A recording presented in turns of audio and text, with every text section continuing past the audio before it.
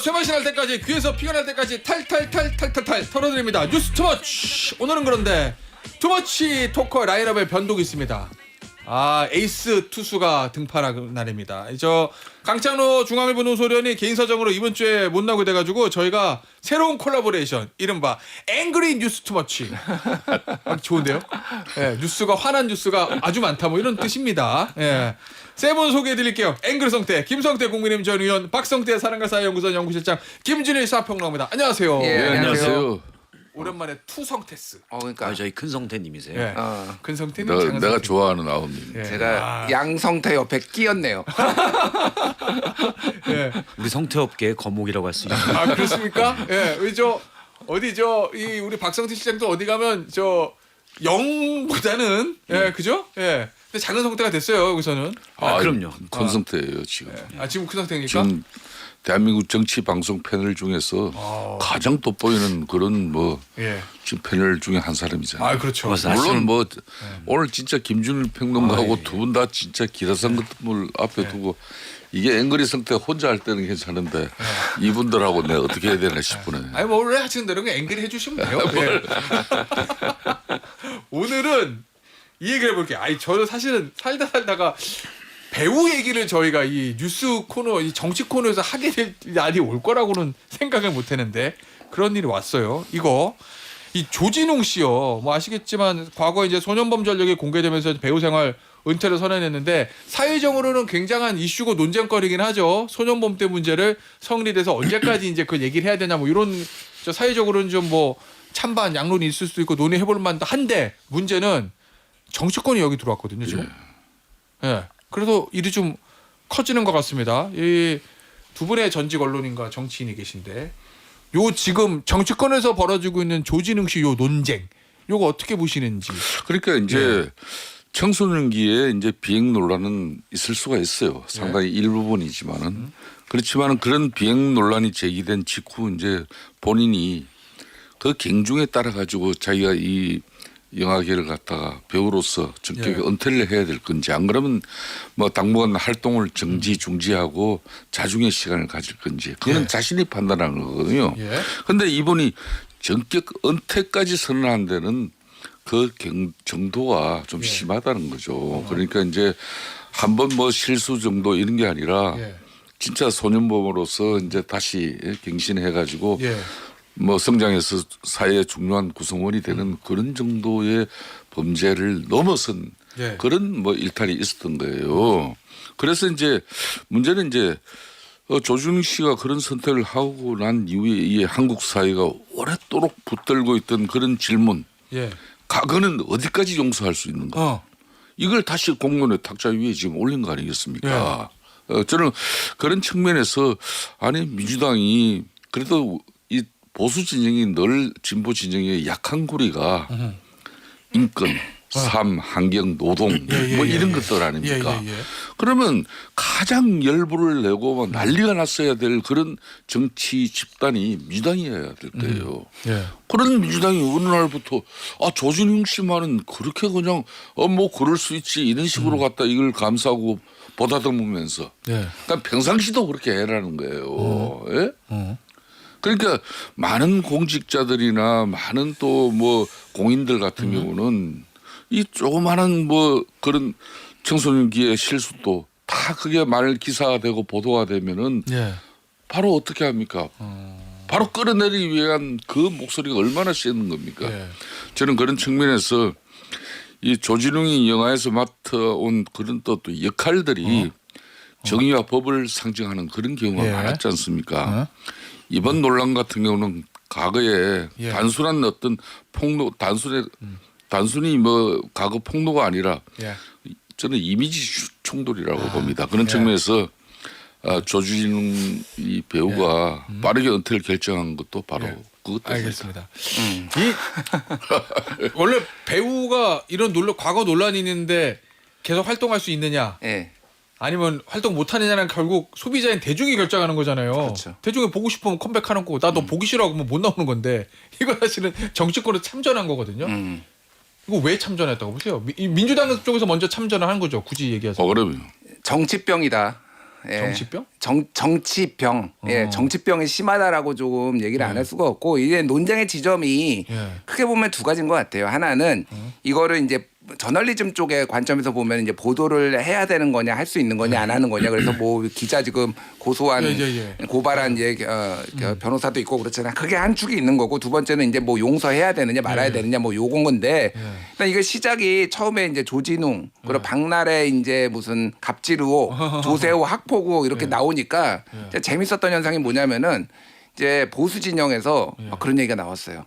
야 이거 김현지랑 장경태 덮으려고 이거 지금 연예인 막 터트리는 거 아니냐. 처음에 그런 얘기가 나오다가 이제는 또 진보 진영에서 또 얘기가 나와요. 조진웅이 뭐 소위 말해서 우리 쪽 사람인 것 같이 이제 프레임이 되니까 야 이거 적폐 세력들이 이것도 흘려가지고 내부에서 또 본인도 이제 내란 사건 덮으려는 거 아니냐. 다 정치병이다. 제가 보기에는 그냥 하는 겁니다. 디스패치가 언제부터 그런 거 가리고 했다고 그냥 무수하게 오랫동안 해왔어요. 그렇게 좀 직설적으로 하면 정신 좀 차려라 진짜 음모론에 빠지지 말고. 아니, 김어준 씨가 그렇게 얘기했던데 문재인 정부 시절에 해온 여러 활동 때문에 선수들이 작업을 친 거라고 의심한다. 김어준은 미투도 공작소에도 얘기한 사람이에요. 뭐 유구한 그 음모론의 창시자잖아요. 그거 뭐 그냥 갑자기 나오는 건데 저는 이제 첫 번째 보도하면 된다 안 된다 뭐 갑론을박에 있을 수 있는데 그러면은 자 30년 전에 소년범의 범죄는 그거를 제보를 받아가지고 지금 디스패치가 했다라는 거잖아요. 8.15 이후에 올해 8.15 때 무슨 일이 있었냐면은 광복절 경축식에서 국기에 대한 맹세문을 조진웅이 낭독을 했고 그리고 홍범도 장군 유해 국내 봉환 뭐 이런 것들을 이제 하면서 조진웅의 이미지가 이제 좋아졌는데 그 이후에 제보가 들어왔는데 그러면 이거는 보도를 해야 되는 거냐 말아야 되는 거냐. 그러면은 제가 이제 묻고 싶은 거는 이거를 보도를 하지 말아야 된다라고 하면은 예를 들면은 학폭 사건들 굉장히 많잖아요. 연예인들 뭐 예를 들면 야구 선수들 이재영, 이다영 이제 배구 선수들 그들도 고등학교 때 했던 일이잖아요. 미성년자 때 했던 건데 그거는 그럼 보도를 해야 되나요, 말아야 되나요? 같은 기준에 하면 안 되는. 그러니까 예를 들면 소년범은 강도 강간이라도 30년 전의 일이니까 이거는 하면 안 되고 확정 판결은 이거는 확정 판결이 아니니까 그걸 사적으로 언론이나 대중이 응징해야 되니까 해야 되는 건가요? 그 기준은 누가 만드는 건가요? 그러니까 이거 논쟁 자체가 논란은 있을 수 있으나 이거를 하지 말아야 된다라고 무조건 강변하는 거는 저는 그 주장은 받아들일 수 없다. 첫 번째. 두 번째는 이제 용서해야 된다 말아야 된다. 그거 뭐 박성태 우리 앵글이 선택해서 말씀하시면 건 대중이 판단하는 거고요. 복귀 여부도 마찬가지예요. 예를 들면 음주운전해가지고 숱하게 복귀한 사람들 제가 이름은 다 얘기 안 하겠습니다만은 굉장히 많잖아요. 그들의 복귀는 어떤 사람은 또 복귀 못했어요. 심지어 어떤 사람은 하고 그 기준은 누가 판단하죠? 결국은 대중의 감정선이거든요. 이거는 신정환 씨가 이제 필리핀에서 도박하다가 갑자기 이제 안 한 척하고 댕기열 이제 뭐 이렇게 하면서 왔어요. 어떤 사람은 야 그게 20년 동안 죽을 죄를 져가지고 정말 방송 못 나올 정도야? 이렇게 생각하는 분들도 있고 무슨 소리야 거짓말했는데 이렇게 하는 분들도 있잖아요. 그러니까 다 케이스 바이 케이스다. 그냥 대중한테 맡기면 되는데 이거를 뭐 소년범을 뭐 장발장이네 이런 것까지 끌고 와가지고 이런 거는 정치병이다. 그러니까 정치인들 좀 다 빠져라 이거 지금. 언제부터 조진웅이 지금 민주당의 대표 연예인이었다고. 조진웅 이제 속은 거잖아요. 솔직히 이거는 그 이미지. 알았으면은 홍범도 장군 유해 송환에 안 세웠겠죠. 예. 그럼 조진웅 성토를 하고 손절을 하고 나쁜 놈이네 이렇게 하면 되는데 왜 갑자기 다 쉴드를 치고 그 많은 국회의원과 이 사람들이 이거 사람들이 어떻게 볼지 정무적 판단 좀 해라. 그 생각 말씀드릴게요. 예. 박선재 실장 어떻게 봐요? 그 민주당의 의원 몇몇 의원들이 뭐 다 그런 건 아니에요. 이현주 의원 같은 경우에는 좀 비판적으로 보는데 뭐 여러 다른 의원들은 좀 소위 말하는 조진웅 씨를 쉴드라고 표현해야 되나 이거를? 조진웅 씨는 어쨌든 소년 시절에 나쁜 짓을 했죠. 그래서 물론 거기에 대한 처벌도 받았습니다. 소년원에 갔다 왔고. 근데 그거는 지금 조진웅 씨에 대해서 뭐라고 하는 게 너 우리가 몰랐는데 그런 짓을 했어? 다시 수감돼. 이건 아니잖아요. 수감하라는 게 아니에요. 일단 공인으로서 연예인으로서 조진웅 씨의 과거의 잘못을 일단 투영해서 다시 지금 판단이 이루어지는 과정입니다. 그래서 그거는 말씀하신 대로 김준일 평론가님 잘 말씀하신 대로 대중들이 판단하는 거고 조진웅 씨가 은퇴하냐 마냐는 전적으로 조진웅 씨의 판단입니다. 조진웅 씨가 그런 비난을 들으면서 연예인 활동을 어디서 지금 음식점 하고 있는 게 아니잖아요. 연예인 활동을 계속 할 수 있는 거냐 마냐라는 거는 조진웅 씨가 선택하는 거예요. 은퇴를 얘기했지만 이게 피해자에 대한 반성 때문이냐 또는 이런 상황에선 더 이상 지속할 수 없다라는 본인의 이유 때문이냐. 두 가지가 중첩될 수도 있고요. 일단 은퇴 메시지의 피해자에 대한 사과는 없었죠. 그러다 보면 뭐 후자가 있을 수도 있고 그건 조진웅 씨가 나름 또 기획사가 같이 생각할 수도 있고 판단해서 하는 거예요. 그러면 그 다음에 과거의 죄를 언제까지 물을 거냐라는 거는 이제부터 시작된 겁니다. 조진웅 씨가 나중에 어떤 뭐 다른 활동 또는 반성하는 모습을 많이 보여서 복귀할 수 있느냐 마느냐는 대중들의 여러 가지 종합적인 아주 네. 복합적인 판단이 있고 조진웅 씨가 거기서 또 선택하는 거예요. 선택해서 나왔는데 영화가 훌륭한 연기에도 불구하고 완전히 망했다. 그럼 판단이 안 된 거죠. 또 막 비난이 쏟아진다. 지금 가장 민감한 방송사들이 일단 조진웅 씨가 나온 드라마부터 빼고 있잖아요. 예. 그럼 각자가 예. 알아서 판단하는 겁니다. 근데 거기에 대해서 저는 이제 물론 극우 쪽에서도 이걸 이용하기도 하고 그렇지만 진보 쪽에서도 뭐 조진웅 씨 앞서 이제 김어준 씨 같은 경우도 무슨 음모론 식으로 얘기를 하고 또 일부 정치인들도 진보 쪽 정치인이나 어떤 스피커들이 또 얘기를 하는데 저는 당연히 정치와 이거를 분리시켜서 봐야 되고 예. 그런 언급들이 전혀 조진웅 씨에게 도움이 안 된다고 봐요. 예. 아끼는데 결과적으로는 도움은 안 된다. 그렇습니다. 이 알겠습니다. 조진웅 씨 문제 가지고 양 진영에서 정치적 개선해 가지고 예. 요분리 따질 이유가 없잖아요. 이거는 이제 국민들 그러니까 국민들 여론을 가지고 판단하는 거예요. 미국에 이제 마크 월버거 같은 경우 저 할리우드 최고 소득 연예인 탑10에 드는 선수잖아요. 예. 그죠? 마크 월버거. 이런 사람 같은 경우도 10대 흑인 시절 뭐 흑인을 폭행하고 뭐 흑인 여성들에게 돌 던지고 또 13살 때는 코카인에 중독돼가 있었고 그리고 16살 때는 약물에 취한 상태에서 뭐 베트남계 미국인을 폭행해가지고 아주 이 악행을 저지른 유명한 영화 배우예요. 그렇지만은 미국 사회 같은 경우는 그런 마크 월버거의 성공은 과거의 범죄가 그런 미숙한 성장기에 저지른 것이라기를 그런 관점에서 보는가. 안 그러면 미국 사회가 어떤 조건에서 재기를 허락하는 건가. 이런 걸 우리가 좀 고심해볼 만한 거죠. 이게 이제 과거부터 알려진 상태에서 조진웅 씨가 있었다라면 상관없는데 이제 알려졌잖아요. 그럼 이제 그 판단이 이루어지기 시작하는 거예요. 그래요. 그래서 뭐 과거 가지고 이제한다 이제 알려졌기 때문에 시민들이나 뭐 여러 가지 관계자들이 이제부터 과연 대중이 어떻게 받아들일 것을 판단하는 과정입니다. 알겠습니다. 오늘의 메인 이벤트 통일교 이야기를 해보도록 하겠습니다. 아 메인 이벤트는 내일 펼쳐질 수도 있겠네요. 왜냐면 오늘 오후인가요? 결심 공판에서 저 윤영호 법무장이 사람 이름 다 쭉쭉쭉 얘기하겠다고 뭐 진짜 할지 안 할지는 봐야 하는 건데 본인 한다고 예고는 해놨어요. 지금 쭉 보시면은 뭐 언론사 지금 단독 보도가 저 단독 경쟁에 붙어가지고 뭐 15명성, 7명설, 뭐 2명설 거기다가 실명은 어제까지 실명까지 나왔습니다. 전재수 장관, 전설 장관은 당연히 부인하고 있고 어제 SBS 저희 보도에는 한학자의 경배한 여야 정치인이 최소 16명이다 이렇게 또 나오긴 했거든요. 두 분의 언론인가 한 분의 정치인 나의 그동안의 경험으로 봤을 때 이거 사이즈가 얼마짜리 사건이다 이러다 만다 아니면 야 이거 메가톤이야 어느 쪽입니까? 김준일 평론가 딱 봤을 때 제가 이제 뭐 정치인은 아니지만은 정치인들 많이 언론인. 알고 많이 알고 그러니까 뭐 이제 봤던데 처음에 도저히 믿을 수 없는 사건들이 굉장히 많았는데 한 90%의 확률로 다 사실이더라고요. 그래서 이게 경험으로 봤을 때 뭐 그러니까 뭐 여러 가지 종류가 있는데 예를 들면 안희정, 뭐 박원순 막 이런 거 아니 저 사람이 저럴 뿐이 아닌데 막 이렇게 막 생각하고 막 그랬는데 다 어느 정도는 근거가 있었다. 그게 좀 과장이 됐거나 아니거나 뭐 이런 거잖아요.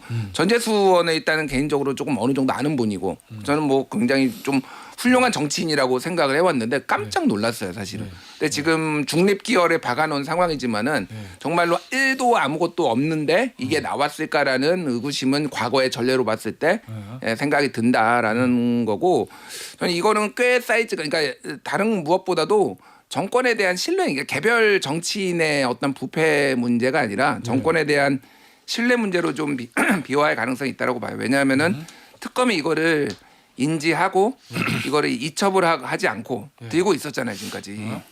그러면은 이게 오늘 매일경제 보도가 어떻게 나왔냐면은 특검 수사팀이 이거를 수사를 해야 된다라고 했는데 특검 지휘부에서 이거를 막았다라는 거예요. 지금 매일경제 보도가 단독 보도가. 지휘부에서 예. 민주기 특검이나 특검 보도를 막은 거네요. 그렇죠. 근데 이제 그 특검 브리핑을 보면은 수사팀부터 모두 이견이 전혀 없었던 것으로 알고 있다. 이렇게 얘기를 했는데 이견이 있었던 거죠, 사실은. 예. 이게 사실이라면은 매경에 뭐 매경 보도가 사실이겠죠. 자, 그러면은 이게 단순히 민중기 특검이나 뭐 특검보나 이들의 판단이었냐 아니면은 이게 정말로 민주당과의 교감이 있었느냐 없었느냐 저는 모르겠어요. 예. 근데 사람들은 이제 의심을 할 수밖에 없는 거죠. 이거 알고서 이거 덮어준 거 아니야? 이런 식으로 이게 그러면은 정권에 대한 신뢰의 위기로 사실은 어느 정도는 번질 수가 있다. 전 그렇게 봐요. 예.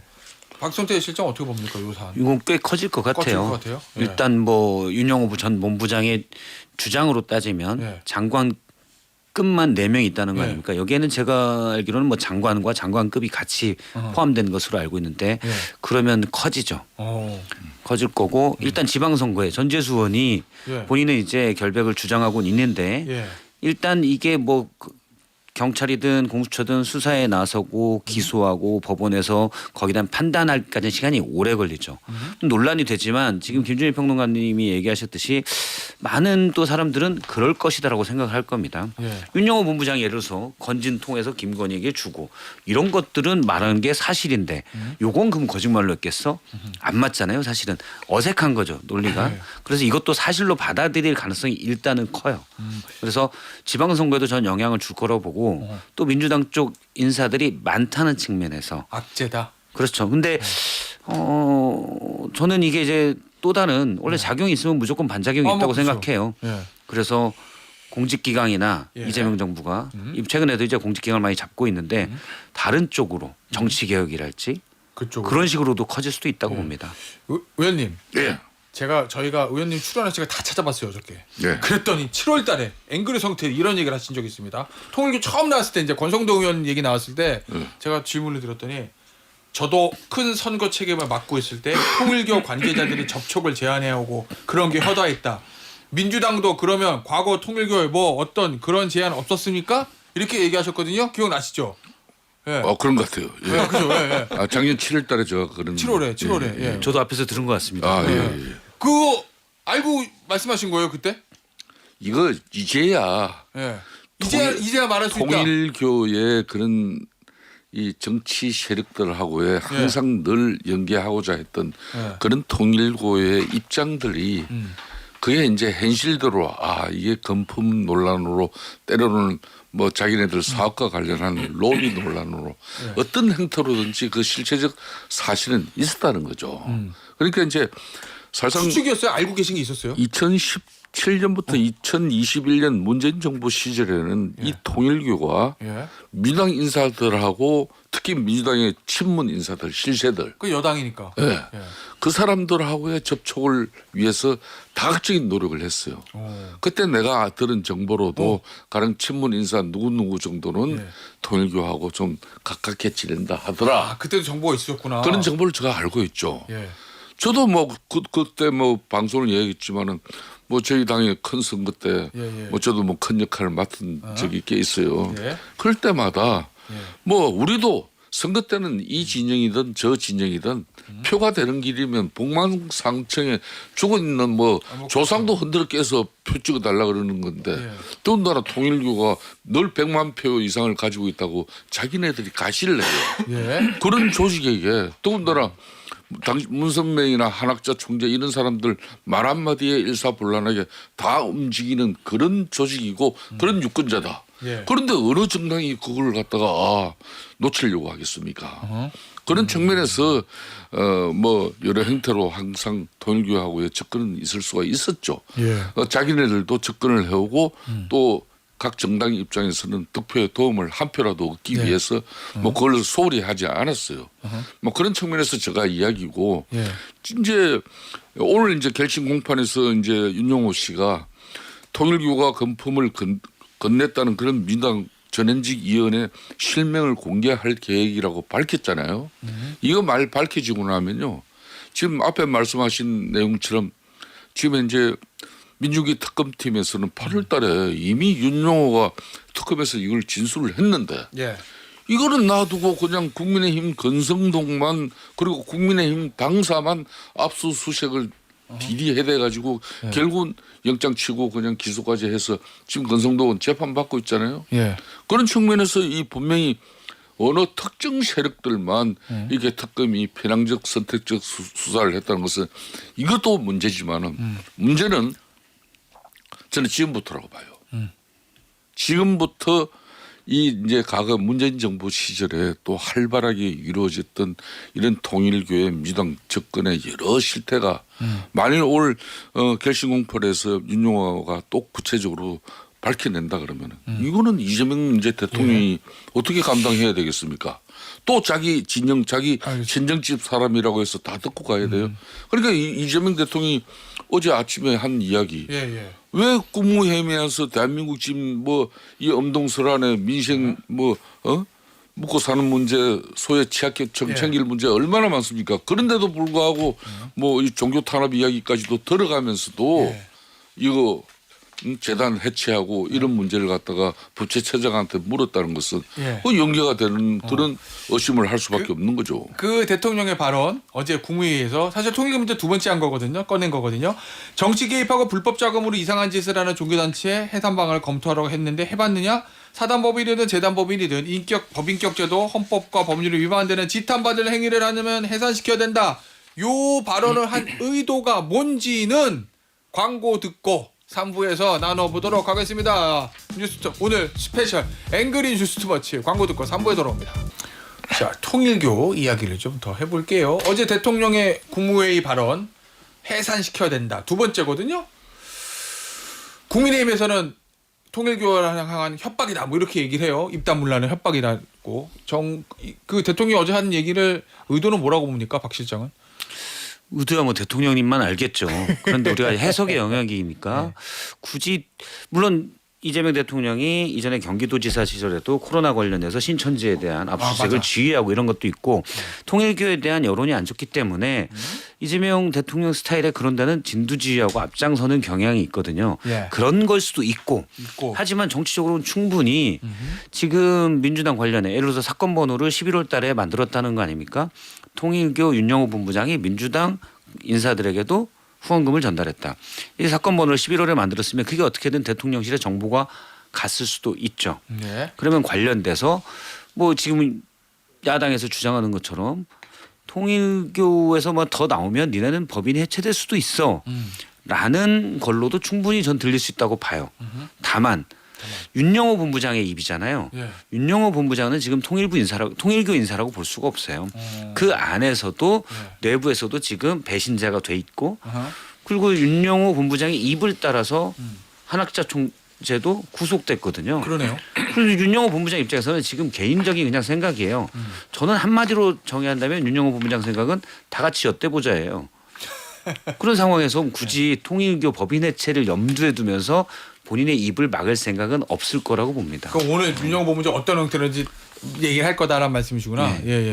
김준일 평론가는 어떻게 봅니까? 그러니까 그 참 어머니를 배신한 사람이에요. 지금 통일교 내부에서는 윤영호의 위치는 그래서 통일교로 돌아가기도 어렵고 뭐 이런 상황입니다. 그래서 뭐 대통령이 협박을 했다 뭐 한동훈 대표가 뭐 전 대표가 얘기를 했는데 저는 뭐 그거는 이미 한 번 한 것도 아니고 대통령이 두 번 얘기했잖아요. 지난주에도 한번 이번 주에도 한번. 그러니까 뭐 그런 거에 의미 부여할 필요는 없고 그러니까 지금 요 상황에 대해서 통일교의 상황과 이런 거를 좀 배경 설명을 드리면은 원래 통일교는 정치권하고 미국에서도 그렇고 한국, 일본에서 다 밀접한 관련이 있었어요. 항상 이제 문선명이라는 그 총재가 특히 여러모로 그 영향력이 있었거든요. 정치적인 영향력들이. 근데 2012년에 이제 문선명이 사망하고 후계자들끼리 이제 승계 문제 뭐 싸우고 막 이러면서 이제 이게 좀 더 노골적이 됐다라고 보시면 될 것 같아요. 왜냐하면은 이 과거에는 이제 문선명이라는 사람은 그 존재 자체만으로도 여러 가지 로비라든지 예를 들면 협력이라든지 이런 게 됐는데 그게 안 되기 시작하니까 정권에 직접적으로 돈을 주거나 이런 식으로 되기 시작했다. 대표적인 게 트럼프예요. 트럼프가 첫 번째 2016년부터 20년까지 대통령하고 그다음에 이제 놀았잖아요. 쉽게 얘기를 하면은 그동안 통일교회 축사를 영상 축사를 3번을 합니다. 그리고 $250만 받아요. 그러니까 10분 해서 30분 하고 33억 원을 받아요. 그러니까 34억 원을. 그러니까 그런 정도로 어느 나라에서나 이게 통일교가 음으로 양으로 돈을 뿌려가면서 우리들의 세를 과시를 해왔던 거고 예. 그게 이제 문재인 정부 때는 이제 어떤 것들이 필요했냐면은 그러니까 대북 사업이라든지 이런 거에 그냥 통일교가 굉장히 관심이 많았기 때문에 이쪽하고 줄을 대야 되는 상황. 근데 오히려 규모는 문재인 정부가 더 클 수가 있는 게 윤석열 정부 때는 쉽게 얘기하면은 윤석열 김건희랑 이미 다이렉트로 줄을 댔기 때문에 잔잔바리들하고는 줄을 댈 필요가 없는 거예요. 그러니까. 다이렉트로 VIP한테 간다. 그러니까 여기가 더 심각하지만은 규모는 오히려 민주당 쪽이 더 클 수도 있다. 그러니까 여기 규모는. 돈을 뿌리고 뭐 이렇게 사전 정지 작업을 한 거는 민주당이 더 클 수가 있다라고 보면 될 것 같고 그 팩트 체크를 좀 하면은 팩트. 그 대통령이 얘기한 그 법인 해체는 쉽지는 않아요. 왜냐하면 일본 같은 경우에는 종교 법인법이라는 게 따로 있어요. 그래서 거기 다구나. 거기에 법에 해산 명령을 할 수 있는 사유가 적혀져 있습니다. 예를 들면은 뭐 공공의 복리를 해쳤을 때 해산할 수 있다. 이렇게 돼서 옴진리교 옛날에 가스 테러 그건 했던 해산이 해야지 뭐. 그게 1호로 1995년에 해산이 됐고 통일교가 3호예요. 그래서 이런 전통이 있는데 한국은 민법상으로 돼 있기 때문에 예전에 그 신천지가 방역법 위반으로 서울시가 이거 뭐 법인 취소 명령했는데 소송에서 이겼어요. 행정소송에서. 신천지가 이겼어요. 그래서 이거 쉽지 않다. 법을 따로 만들든지 그렇게 해야 된다. 예. 알겠습니다. 자, 이 얘기는 아마 내일도 저희가 할 겁니다. 왜냐하면 윤영훈 본부장 입이 열리기 때문에 내일도 할 거고. 이 얘기 좀 해볼게요. 내란 전담 재판부. 이거 지금 뭐 저 민주당 뭐 정책위원총회하고 뭐 위원 논란을 최소화한다. 뭐 우성호 수석은 대통령의 뜻은 2심 재판부터 하는 거다. 뭐 이렇게 얘기 나오는데 어제 대통령하고 여당 지도부 만찬했거든요. 정청래 대표, 저 김병기 원내대표. 거기에 있었던 대통령의 말 보도된 게 개혁 입법은 국민 눈높이에 맞게 합리적으로 해야 된다. 근데 이것도 원래 처음에 브리핑할 때는 개혁 입법은 국민 눈높이에 맞게 요구만 했다가 추가 수정하면서 합리적으로가 들어갔다고 하더라고요. 대통령이 이 타이밍에 두 투톱을 만나가지고 개혁 입법은 국민 눈높이에 맞게 합리적으로 해야 된다라는 이제 대통령 워딩이 외부로 알려진 거. 이 대통령 뜻은 진정한 뜻은 뭐라고 짐작하세요, 의원님? 내란 전담 재판부에 대한 이재명 대통령의 진정어린 뜻은 무엇이냐? 뭐 그 제가 입장을 밝히기 전에 앞에 이 통일교 문제 말이에요. 이걸 조금 제가 언급을 더 하고 그 대목에 답변을 드리겠습니다. 이재명 대통령이 어제 국무회의에서 통일교를 암시한 그런 종교재단 단체 해산 이야기를 법제처장한테 어떻게 검토됐냐 이렇게 물어본 게 한 번이 아니잖아요. 두 번. 그 일주일 전인가 바로 또 이 문제를 국무에서 또 지적을 했습니다. 그럼 아까 이야기하신 말씀처럼 8월 달 이미 윤용호는 특검에 그 내용을 진술했고 또 특검은 그걸 갖다 사건 기록으로 수사 기록으로 남겼고 이걸 또 뭐 지금 와서 이제 이첩시키고 있는데 사실상 이걸 은폐하고 있었던 거나 마찬가지거든요. 그 내용을 그러니까 대통령실 민정에서 이걸 몰랐을 리 없다는 겁니다. 자 그렇다면 그 대통령의 저희가 뭔지 그러면 그동안 통일교나 신천지 이를 갖다 통해서 특검이 수사를 하면서 제1야당 국민의힘이 정치적으로 엄청난 탄압을 받은 겁니다. 위헌정당 해산 심판 청구 요건의 한 축을 이 축으로 만들려고 했던 거예요. 자 이게 그러니까 통일교 자금을 갖고 건품을 건넨 정치 세력들이 두 축이 있는데 왜 한 축만 가지고 수사를 하고 한 축에 그 전 원내대표 또 대통령 첫건 인사라는 사람까지 구속영장 시키면서 한쪽은 또 문재인 대통령의 첫건 인사가 시계를 받고 돈을 뭐 4천만 원을 받고 또 한 사람은 3천 원 받고 또 뭐 15명은 출판 기념회나 책 구매 방식으로 정치 후원금을 또 다 받았는데 왜 한쪽만 가지고 이런 거냐. 이건 분명히 정치적 목적이 있었던 부분에 대해서 이거는 이재명 대통령이 그 실체적인 이제 국민적 의혹을 한 점 없이 이걸 특검해서 제대로 된 수사를 해야 된다는 거예요. 그걸 말씀드리고 내란 전담 재판부 이거는 결국은 이제 이재명 대통령도 법률가 법조인 출신이기 때문에 이게 결론은 지금 뭐 추미애 법사위원장이나 전현희 뭐 이런 사람들 김용민 법사위 간사 중심으로 내란 전담 재판부 왜곡죄 이렇게 갔다가는 이게 결국은 이 뭐 검찰개혁은 그런 식으로 해서 또 뭐 넘어갔다 치십시다. 그렇지만 이 사법개혁은 이 국민 법 감정이라는 게 이런 식으로 국회 절대 입법 권력이 대한민국 상권 분리 체계 완전 해체시키면서까지 예? 민주주의의 마지막 법원들마저도 자신의 입맛에 맞지 않으면 손을 댈 수 있다는 그런 식으로 지금 현재 입법 행위를 하고자 하는 건데 예. 이거는 대단히 심각하게 보는 겁니다. 그런 측면에서 뭐 정청래 당 대표에게 일정 예. 부분 속도 조절해라. 그리고 내용도 조절해라. 예. 이 이야기예요. 그렇다고 하지는 마라 이건 아닌데 예. 저는 이 모든 것이 그러니까 윤석열 전 대통령 예. 이를 직연 재판부에 지금 쏠려 있다고 보고 있습니다. 알겠습니다. 대통령의 뜻을 하다. 죄송합니다. 하라 이건 약간 맞는 거죠? 네, 뭐 하는 게 맞는데 네. 약간 메시지가 저는 좀 혼란스럽다고 봅니다. 네, 이전에 개혁을 강조하고 그다음에 지난번 기자들을 만났을 때도 일단 국회가 잘 알아서 판단할 것이다. 예. 이건 내란 전담 재판부를 좀 세게 갈 것이라는 뉘앙스로 받아들여졌거든요. 근데 어제 우상호 수석이 매부쇼 나와서 한 얘기는 2심부터 가면 된다라고 예. 했거든요. 그리고 민주당 의원들의 얘기 나오는 거는 일단 내란 전담 재판부의 판사 추천 이를 구성하는 데 있어서 법무부 장관은 뺀다. 지금 헌재 사무처장 셋, 법무장관 셋, 판사회의 셋인데 법무부 장관 뺀다. 그럼 헌재 사무처장도 제가 볼 때는 거기도 위헌 소지가 있어요. 그러면 판사들이 하면 그러면은 그냥 대법원이 하면 되는 거 아닌가. 예. 네, 그러니까 예를 들어 전담 재판부라고 해서 다른 사건 안 맡고 예. 그냥 이 사건만 하게 그래서 좀 신속하게 예. 이루어질 수 있도록 하는 전담 재판부를 판사들의 좀 의견도 듣든지 뭐 그건 그쪽에서 하고 대법원이 하면 되는 것 아닌가라는 예. 생각이 들더라고요. 물론 지금 대법원이 보여주는 모습은 그걸 주도적으로 하지 못하고 있어요. 그래서 비판도 예. 받고 있는 건데 만약 그렇게 한다면 이걸 굳이 법까지 해서 만들어야 되느냐. 그러니까 애매한 게 있죠. 위헌 소지가 우상호 수석의 멘트는 최소. 정확히 위헌 소지의 최소화예요. 예. 위헌 소지의 최소화 있으면 짝간에도 있잖아요. 예. 그럼 윤석열 변호인 측이 아주 약간 있더라. 어. 그리고 위헌법률 심판 제청하면 어떻게 되는 거예요? 재판 정지되는 거죠. 그럼 판사들은 예. 이게 약간 있는데 이걸 받아들여야 될지 받아들여야 할지 애매할 수 있는 거 아닙니까? 예. 그래서 저는 이거 자체가 약간 논리적으로 좀 혼란스럽다. 아. 어차피 지금 그래서 만약에 위헌 소지가 있는 걸 다 뺀다. 앞서 추천위원회에서 헌재 사무처장이랄지 법무부 장관 다 뺀다. 법무부 장관 이제 빼는 걸로 기정 예, 사실화 예. 된 것 같아요. 다 뺀다면 굳이 법까지 만들 필요 없고 하면 되는데 일단 민주당이 법까지 안 만들면 좀 모양이 빠지니까 그냥 대법원이 그 일을 용이하게 할 수 있도록 법을 만드는 게 지금으로서는 가장 좋은 솔루션 아닌가 싶습니다. 알겠습니다. 짧게 제 의견. 짧게.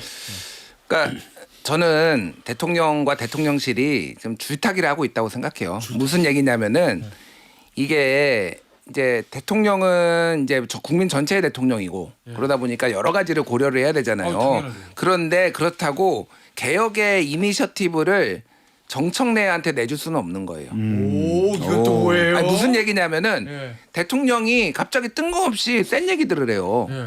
왜 그 통일교 해체도 마찬가지예요. 그러니까 왜 저 상황에서 하지 뭐 정치적 해석도 나고 논란도 예. 나오고 그러잖아요. 예. 내란 전담 재판부도 마찬가지예요. 그러니까 이거는 소위 말하는 강성 지지층 개딸들의 눈치를 보고 있다라고 볼 수밖에 없어요. 저는 그렇게 해요. 왜 그러냐? 예. 만약에 여기에서 이거 안 된다. 명시적으로 반대를 하면은 정청래 대표한테 힘이 확 실리는 거예요. 그러니까 강성 지지층은 믿을 사람은 정청래밖에 없다. 우린 정청래 중심으로 개혁을 완수해야 된다. 뭐 이렇게 가잖아요. 그러니까 항상 세게 던지고 또 이런 거 위험이 있으니까 당을 존중하니까 이런 거 잘 검토해보고 이런 메시지들이 같이 나올 수밖에 없는 그죠. 대통령은 지르고 정무수석이 한번 이거 잘 해야 된다 뭐 이런 식으로 나오고 이런 게 지금 계속 반복되고 있다 제가 보기에는. 이 해석은 예, 정말 예. 통찰이 돋보이는 해석이라고 할 수 있어요. 예, 예. 제가 다음 방송에서 좀 써도 될까요? 예, 마음껏 쓰십시오. 고맙습니다. 저는 이게 계속될 거라고 봐요. 그러니까 이게 이런 상황이 만족을 할 수밖에 없는 거죠. 그러니까 예를 들면은 그것도 마찬가지예요. 마약 수사 같은 경우에도 왜 백혜룡을 갑자기 거기다 직접 꽂아 넣어? 그러니까 내가 이거 관심이 있고 이거 지금 그때 뭐 찌라시가 뭔 얘기까지 돌았냐면 그 마약 수사 관련해서 이재명이 마약 수사를 맡고 있다. 이런 찌라시까지 돌았어요. 그러니까 뭐 이거는 찌라시가 사실이라고 얘기하는 게 아니라 그 진짜 찌라시 같다. 예, 리스크를 이제 이걸 하려면은 또 세게 나가야 되는 거야. 이런 식으로 지금 줄타기를 하고 있는 거고 내란 전담 재판부는 예전에 양승태 대법원에서 세월호 전담 재판부를 구성하려고 검토까지 했었어요. 그게 이제 나중에 2018년에 보도가 됐거든요. 그래서 법원이 하면은 문제는 없다. 그러니까 이거는 양수겸장인 것 같아요. 안 되면 할 수 있고 위헌성을 뭐 최소화하든 적게 하든 아니면은 법원이 스스로 전담 재판부 만들어서 니들이 하게 해라. 니들이 해라. 이렇게 조금 그 두 가지를 보는 것 같습니다. 알겠습니다. 발언을 약간 정정. 대통령이 어제 통일교 해체 이렇게 콕 집어 말한 건 아니고 예. 정치에 개입하고 이상한 짓 하는 종교단체 해산시켜 이렇게 얘기했다는 거를 말씀을 드리고 오늘 마지막 이슈가 될 것 같은데 요거 어제 오후에 국민의힘 당부감사위에서 뭐 이렇게 뭐 보도자료라든지 뭐 정식 결과 발표도 아니고 뭐 긴급 언론 공지 그래가지고 저 언론사에 이제 공지를 보냈는데 예를 들면 아직은 최종 결과는 아니고 이른바 당원 게시판 여기에 대해서 봤더니 한동훈 전 대표 가족 이름과 이름이 똑같은 사람 실제 가족인지 아닌지까지 확인 못했다 요 얘기예요. 가족 이름과 똑같은 사람 4사람 얘기하면서 뭐 전화번호 뒷번호가 다 똑같고 강남 병에 살고 뭐 한 명은 뭐 외국에 있고 뭐 이런 거를 쭉 발표했거든요. 이거 지금 이 타이밍 이거 왜 했다고 보세요? 그냥 여러 번 써먹자는 거죠. 여러 번 써먹자. 중간에 한 번 발표해서 관심을 갖고 물론 거기에는 최근에 얼마 전에 주호영 의원이 대구에서 윤석열과의 절연 계엄은 잘못됐다. 윤석열 폭정 이런 단어를 썼잖아요. 사실 이거는 장동혁 최다선 당내 의원이 장동혁 체제에 대한 불만 장동혁이 잘못 가고 있다는 걸 얘기를 한 거예요. 그렇기 때문에 약간 위기감을 느꼈고 장동혁 대표가 그래서 이제 장동혁 대표가 지명한 2호선 당무위원장이 일단 결과 나오기 전에 분위기 한번 바꾸는 반격이다. 또 한 번 쳐주면 저희도 뭐 사실 기사 쓸 때도 좋은 특종권이 있으면 나눠서 써요. 그래 한 며칠 먹고 사니까. 그래서 그런 지금 전략이 아닌가 싶습니다. 이걸 이슈화를 좀 세게 시키겠다. 나름의 살라미 전술인 거예요. 그렇죠. 아니 그러니까 예를 들면 자 최종 결과 발표입니다. 작성자를 확인했더니 동명이인이 아니고 실제로 뭐 한 대표 가족인 거 확인됐습니다. 그리고 이런 글을 썼습니다. 우리는 어떻게 처리했으면 이것도 아니고 작성자는 확인 중인데 동명이 있는 4사람이 전화번호가 똑같고 뭐 어디 강남 병에 살고 뭐 이런 거잖아요. 뭔가 상상을 하게 만든 듣는 사람. 그러니까 이거 이게 왜 중간 수사 결과 발표도 아니고 검찰서 이 공지문 보고 제가 너무 웃었던 게 뭐냐면은 제일 마지막 줄을 제가 읽어드릴게요. 이상과 같이 현재까지 확인된 사실을 긴급 공지하오니 확인되지 않은 내용에 기반한 추측성 보도나 확대 해석을 자제하여 주시기 바랍니다. 저는 이거를 확대해서 하라는 그러니까요. 확대 해석 니들이 마음껏 해봐. 언론에서 이렇게 면피를 하면서 긴급 공지를 할 정도로 이게 뭐 지금 박성태 실장님 말씀하셨지만 이게 중요한 사안이냐 그렇게 뭐 누구한테는 중요할 수 있겠지만은 다 조사해서 최종 결과를 내는 게 맞지 않나요? 이런 거는 저는 그러니까 진짜 마음껏 니들이 물어 뜯어라라고 떡밥을 던져줬다 뭐 이렇게 봐요. 그래서 지금 장도혁 대표가 정치적으로 좀 공경을 처한 거는 다 알고 있잖아요. 지금 심지어는 뭐 원조 윤핵관 윤한홍 의원이나 뭐 주호영 의원이나 뭐 이런 분들까지 지금 강하게 비판을 하고 있는 상황에서 본인이 살 길은 한동훈 때리기밖에 없다. 그래서 지금 시선도 돌리고 그리고 지지층도 결집하고 그래서 이 위기를 돌파하려는 것 같은데 저는 뭐 국민의힘 9번째 비대위원장이 연초에 오겠구나 그 생각을 하고 있습니다. 의원님 예. 일단 김성태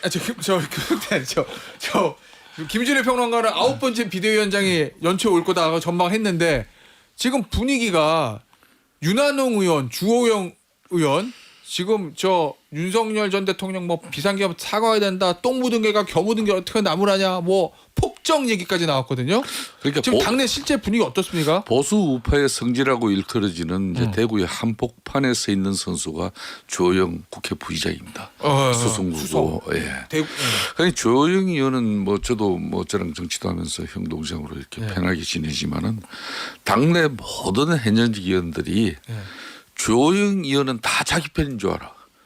즉 그 말은 그만큼 처신을 진중하게 하고 야당과의 관계도 또 좋다. 적대시하지도 않고 어떤 동료 의원들이 뭐 무리한 일이 또 사건이 생기더라도 절대 그 부분에 대해서 어떤 얼굴 한번 붉히지 않는 사람이 조영희 의원이에요. 그렇기 때문에 이분은 이제 MB 때도 엄청난 신임을 받았고 맞아요. 박근혜도 정부 때도 신임을 받은 사람이 이분이에요.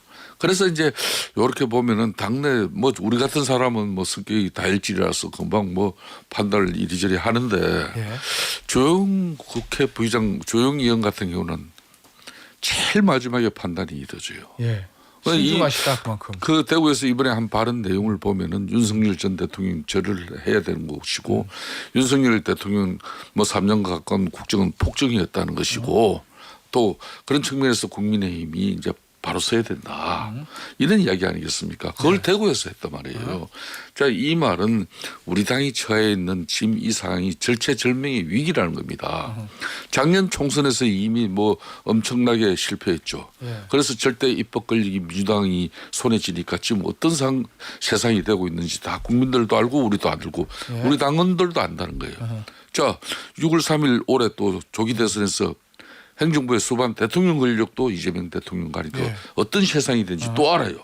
그런데 내년 6.3 지방선거마저도 말 민주당이 넘어가 버리면은 앞으로 2030년 그러니까 대선에서 어떻게 우리가 정권 교체 이야기를 할 수 있는 수권 정당으로서 대선 기반이 다 날아가 버립니다. 그러니까 이렇게 그런 측면에서 이제 조영 부의장은 우리 당이 이제 변해야 된다. 그 메시지를 그런 방식으로 낸 겁니다. 그래서 이거는 상당히 이제 당에서도 장동익 대표도 이제 상당히 이 부분에 대해서는 심각하게 받아야 되고 그냥 뭐 우리 당이 최다에서 육선 의원의 한마디 정도 이렇게 흘려서는 안 될 문제죠. 의원님 짧게 예스노로. 예. 김성재 죄송합니다. 저 김준일 평론가 예측이 맞을 가능성이 있어요? 내년 1월 초에 9번째 비전. 저는 1월 달에 가지는 않습니다. 이게 왜 그러면 1월 달이고 2월 달은 돼요? 아니요. 지금 보십시오. 연말 연시 정도에 장동익 이 대표 체제에서 기존 국민들이나 우리 당원들의 인식을 180도 바꿔내는 그런 엄청난 변화를 한번 가져갈 겁니다. 그걸 시도할 거예요. 아 그래요? 그걸 해가지고 다시 자신이 당대표로서 6.3 선거를 갖다가 치르고자 하는 그 의지를 가지. 여기서 그때 안 하면 어떻게 돼요? 말 봐요. 일각의 한간에서는 1월달 이제 뭐 저 변론 종결하고 그렇게 해서 이제 윤석열 대통령 선거일자 잡히고 그때까지 장동익 대표의 뭐 지금 이 스탠스는 유지될 것이다. 그건 나는 아니라 봐요. 지금 윤석열 전 대통령하고 함께 가는 순간 그 불구덩이에 빠지는데 그 불구덩이에 빠질 것이냐 말 것이냐 그 관점을 올 연말.